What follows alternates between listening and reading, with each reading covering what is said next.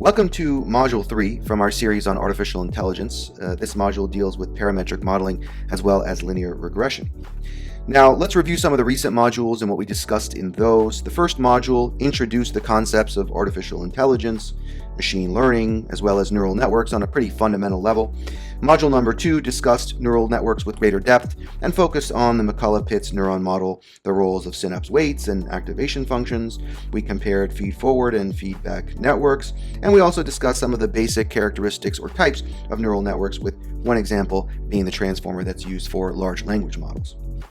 Like all of my modules, we're going to begin with an overview. So parametric modeling, right? The title of this presentation. Parametric modeling attempts to define a mathematical expression that approximates the behavior of some observed or ideal data set. For example, we could try to fit a line to model inflation data over the last 5 years, and then we could use that line to try to predict inflation over the next 2 or several years. Now, those of us that are, scientists, engineers, mathematicians, or training to become one of those, we should be pretty familiar already with that type of extrapolation. Regression describes the line fitting process, or the tuning process. It's tasked with defining an optimal set of model parameters, which we refer to as theta. Consequently, after regression, we expect the mathematical model to more closely match the observed or ideal data. A linear regression is one that employs a model like y equals mx plus b. That's a type of expression we should all be familiar with. And we use a loss function to quantify how accurate or inaccurate a parametric model is. Now, one simple type of loss function would simply be to quantify the difference between the ideal y values or outputs and the estimated y values or outputs. Fortunately, for the linear regression, this specific type of linear regression we're discussing here, which employs a mean squared error loss function, we'll talk more about that later, does present a closed form solution. We are going to come back to this, so I'm not going to dive into the details of this expression right now.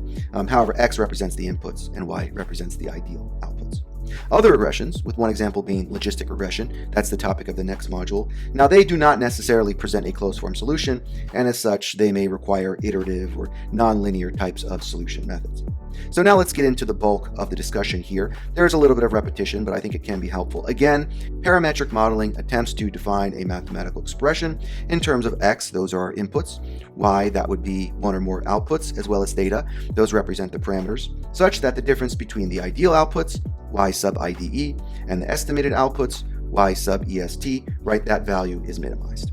Our model, we refer to that as f sub m, and it defines the structure of the expression and more practically calculates an output, y sub EST, from the available parameters. So the y equals mx plus b, that form is the model where m and b are the parameters of that model. So the parameter set, theta, represents the coefficients that configure or tune the model behavior. Regression, again, is the process of generating the optimal model and parameter set. We call the optimal parameter set theta sub OPT from the training data, or the ideal or the observed data.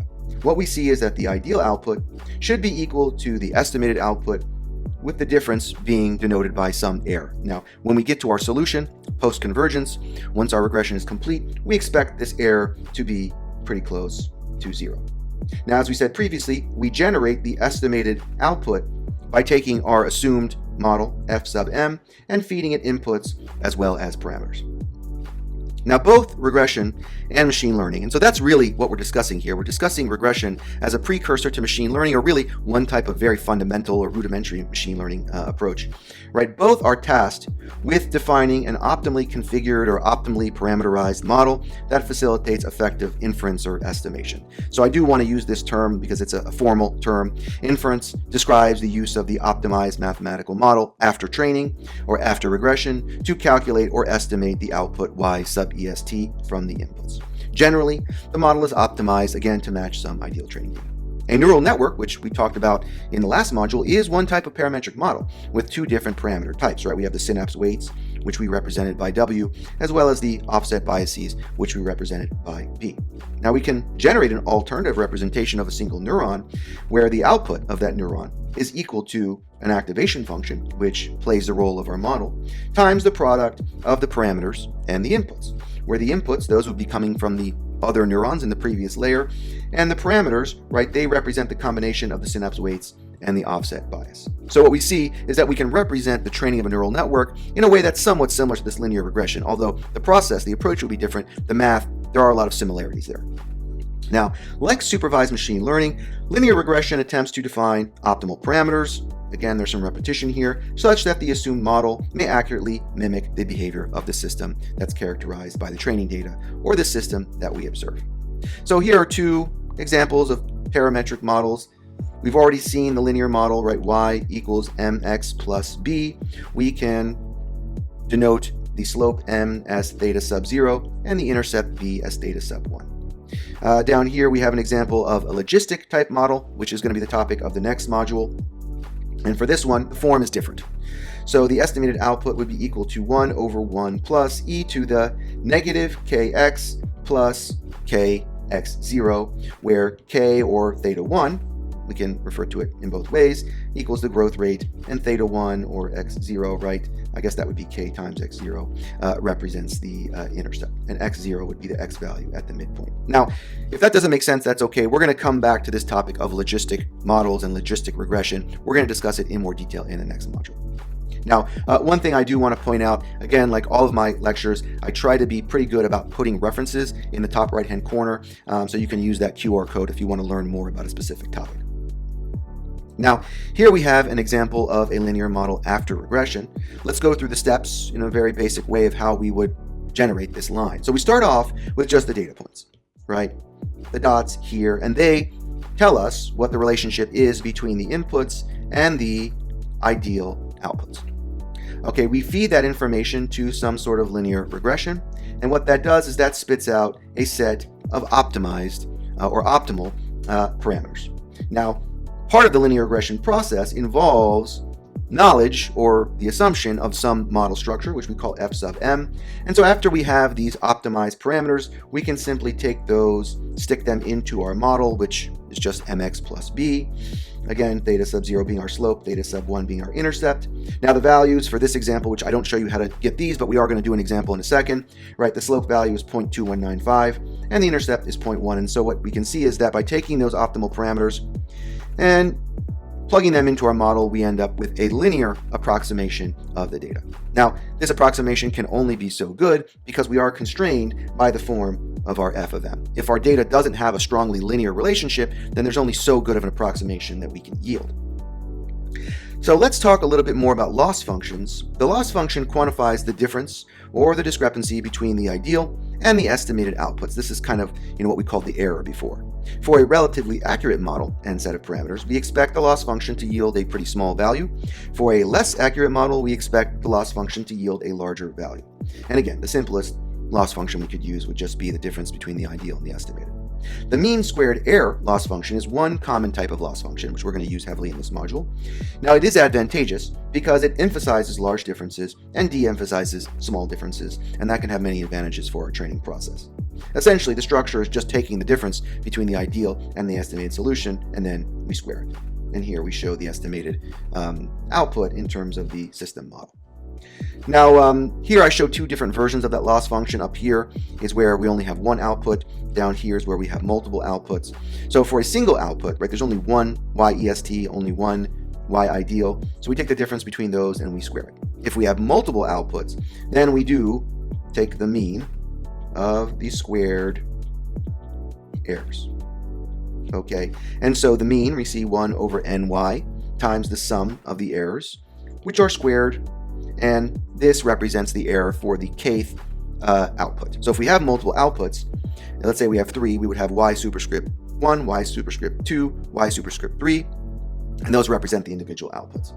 And so again, MSE, mean squared error loss function, does accurately describe the structure of this error function.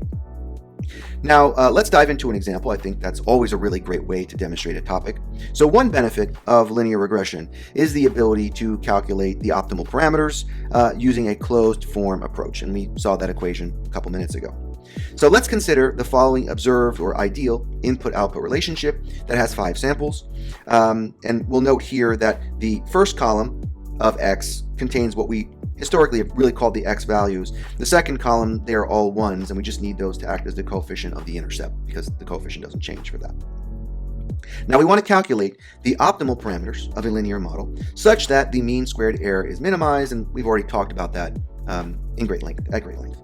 So let's look at the structure of these matrices. Here we have our input array or input matrix. Now x superscript 1 is the first input, x superscript 2 second input. Why do we use superscripts? Because this is a column-oriented array. It's contravariant in nature. And so again, right, the first column contains all of the actual x values, 1, 2, 3, 4, 5, and the second column just contains the coefficients of the intercept. Here we have the ideal outputs. There's only one column for that. And we have 5 different outputs corresponding to the 5 different inputs. Again, contravariant column-oriented array. So we use superscripts, and then the values are shown here, 0.4126, 0.5655, and those values, would have to be observed or come from some external source. Lastly, we have our row-oriented or covariant parameter array. It only has 2 values, theta sub 0, which represents the slope, and theta sub 1, which represents the intercept. Now you note that we don't have 5 rows here, right? And the reason for that is because we're trying to generate a single set of parameters that accurately represent all 5 of the data points. So we don't want to generate 5 different sets of parameters. Okay, so we may solve for the optimal parameters, theta sub OPT, as shown below. This solution is derived from the mean squared error loss function. Although we're not going to go through that derivation, I recommend you go back and look at those references in the top right-hand corner if you're interested. Now, note again, this closed form solution, or this type of closed form solution, does not exist for all different regressions, for all regressions or loss functions. This one is specific to the linear regression for the mean squared error loss function. Okay, so the optimal parameters transposed is equal to the input transposed times the input. We take the inverse of all of this, we multiply by the transposed input again, and then by the ideal outputs. And again, these all take the same form, the same structure that we described a second ago. And so here we can see all the values filled in. The optimal parameters transposed equal to x transposed times x. We take the inverse, we multiply by x again, and then we multiply by y. And you can run this in a calculator or use MATLAB, and it generates these 2 values here, where theta sub 0 is 0.1036, that's the slope, and theta sub 1 is 0.3193, and that would be the y-intercept. Okay, so here you can see the solution. I used MATLAB. Let me start off by looking at the result, and then we'll go back and quickly talk about the code. So we started off again with these 5 data points shown here. We fed that information to our linear regression algorithm. It yielded the 2 optimal parameters, 0.1036, 0.3193, the slope and the intercept, respectively. We feed that to our model, which is essentially y equals mx plus b, and then we graph that, as shown here in the blue, and it provides a reasonably accurate representation of the data. So now let's go to the left and talk about the MATLAB code really quickly. So I tell MATLAB that we have 5 data points, I give it the indices, I define the x array, and I define the y ideal array, and then essentially I just implement the matrix equation from the previous slide, which is right here. It yields this output, which is the same as what we see over here. So then I use the model to generate the outputs, which I plot as the blue line, and then I use this function to plot both of those on the same graph. Now, what if a closed form solution didn't exist, as would be the case for many nonlinear models? That's not the case here, but let's pretend for a second. Could we propose an alternative, iterative method to solve this? Now, the reason why I bring this up right now, even though it's not needed, is because we are going to use these types of iterative approaches in later modules. So how would we do that? The first step would be to initialize our parameter array, and we can see that this superscript in parentheses right here represents an iteration number. So we start off with iteration 0, and so we give those parameters some sort of educated guess. Step 2, we infer or we estimate the output for the current iteration using the training inputs, our 0th estimate of the parameters, as well as our model. We then calculate the loss, as a function of the difference between the ideal and the estimated output for the current iteration. We could use the mean squared error function. I think for this we just use the difference. We then update the parameters for the next iteration such that the loss goes down. So we haven't shown those expressions yet, but we are going to formulate them such that they work to reduce the loss function. And then we continue this until convergence. So essentially we're going to keep once we get to step number 5, we return to step number 2. We keep doing that loop over and over again until the point at which the parameters don't really change from iteration to iteration, or we get a very small difference between the ideal and the estimated outputs for all the different data samples. Now again, we understand this approach is completely unnecessary for linear regression, but we're just doing it to demonstrate some concepts that will be important later on. Now, I'm not going to go into too much detail here because that's not really relevant. I'm just trying to paint the broad strokes, but I will go through it in steps, and then we'll take more time to look at the solution. So the first step, again, is to initialize all the parameters, with this being our initial slope and this being our initial y-intercept. Now, for this specific implementation, we're going to calculate the average value for all the outputs within the training data set, and we're going to calculate the average slope for all the intervals within the training data set. Now, there's 5 data points, but there's only 4 intervals between those data points. And so I think this is pretty straightforward right here. In this expression, we take the average of the difference between a data point and that which follows it, divided by 1, y1, because the delta x for every interval is 1. It goes 1, 2, 3, 4, 5. And so here we end up with the average slope for all 4 intervals within our ideal data set. Next, we begin our iterative loop. We infer or we estimate the outputs for all inputs within our training data set. Okay, and for that, we use this model, right? The estimated output or outputs for the kth iteration is yielded by our model, and the implementation is shown right here. Now, you may note the form has changed slightly from what we showed previously, just because we have multiple inputs and multiple outputs, so I had to adjust the math a little bit, but it achieves the same goal, performs the same job. We then calculate the same average values for the estimated data as we did for the ideal. So we're going to calculate the average value for all the samples within y sub est for the current iteration. Now, note that this value does change. That's why we have to perform it within the iterative loop. These are static, so we don't need to perform these calculations every time. So we calculate the average value, we calculate the average slope for all 4 of the intervals. Note this is really not necessary because this is essentially equal to theta sub 0 for the current iteration. We could just take that value. And then step 3, once we have those 4 values, we calculate the error or the loss for the average value and the average slope. We have 2 values for the ideal set, we have 2 values for the estimated set. And so we subtract the ideal average value from the estimated average value, the ideal average slope from the estimated average slope, and we end up with 2 loss values. So again, we're not using mean squared error here, we're just using the basic difference between those 2. Step number 4 requires us to update all the parameter values. So you can see now we're looking at theta k plus 1, so the next iteration, and we're going to do that based on the loss function. So let's take a look at these 2 expressions down here. What we see is that the next iteration of a given parameter is equal to the last iteration of that parameter plus some difference, which is included in these 2 boxes right here. Now, the biggest component of that difference, that delta, is the loss function itself, or the output of that loss function. Now, what we saw already was that if the estimated value is greater than the ideal, then the loss will be negative. And that makes sense given the form of the loss functions on the previous page, right? We had y ideal minus y estimated. And so if the estimated value is greater than the ideal, the output will be less than 0. A negative loss, right, will, if you take into account these 2 expressions right here, will reduce the parameter values and consequently bring the estimated value down or closer to the ideal, right? So if the loss is negative, it will bring the parameter values down, and that makes sense for the case where the estimated value is too big. And the opposite will happen when the estimated value is too small. The loss will be positive, and it'll push these parameters upward. Now, one last thing here we want to talk about is alpha 0 and alpha 1, and those are the learning parameters, and they essentially scale the change in the parameters from one iteration to the next. A higher learning rate means that we'll see a greater change from one iteration to the next. Now, there can be some positives associated with that. That can mean that our algorithm will learn quicker, potentially converge faster, but it can also have many downsides, such as making the algorithm unstable, where you end up leaving the region of attraction for our solution. Okay, so we use these 2 expressions right here to update our slope and our intercept for every iteration, and we continue this process until convergence. So convergence is either going to be characterized by a very small difference between the ideal and the estimated values, or what we'll see is that the parameters will level out and we won't see much change from one iteration to the next. This is the MATLAB script that I use to implement that iterative process. I'm not going to spend too much time going through it. You can download the script using the QR code in the top right-hand corner and take a look at it yourself. So really quickly, we clear the memory, we clear the screen, we define the learning rates, 0.5 for both. We define the inputs and the outputs, same structure as we showed a couple slides back. We provide an initial guess for both the parameters. So the initial slope is 1, the initial intercept is 0.